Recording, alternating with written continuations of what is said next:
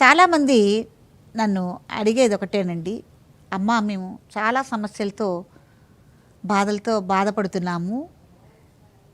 మాకు అసలు ఈ సమస్యలు బాధలు కష్టాలు ఎందుకు వస్తున్నాయి? ఈ కష్టాలకి బాధలకి సమస్యలకి ఏదైనా పరిష్కార మార్గం ఉందా అని నన్ను చాలామంది అడగటం జరుగుతోంది. ఈ సమస్యలు అనేవి ఎవరు కూడా కోరి తెచ్చుకునేవి కావండి. అందరూ బాగుండాలి, మంచిగా ఉండాలని కోరుకుంటూ ఉంటారు. కొన్ని సంఘటనలు మనకి శాపవశాత్తు తరతరాలుగా కొన్ని నీళ్ళల్లే కొన్ని కుటుంబాల్లో వెంటాడుతూ ఉంటాయన్నమాట. అవి ఎలా ఉంటాయంటే కొన్ని మనం ఎలా ఉంటాయి, ఈ సమస్యలు అనేవి ఎలా ఉంటాయి అనేది మనం చెప్పుకుందాం.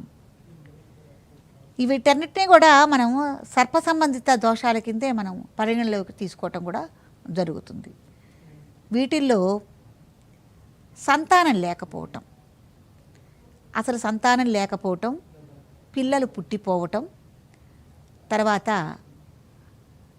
గర్భస్రావాలు అవ్వటం, లేకపోతే ఇంట్లో మగపిల్లలు పుట్టకపోవటం, పిల్లలు పుట్టినా కూడా బుద్ధి మాందల్యంతో కానీ అంగవైకల్యంతో కానీ పుట్టడం, ఇలా పిల్లలకు సంబంధించిన సమస్యలతో బాధపడుతూ ఉంటారు.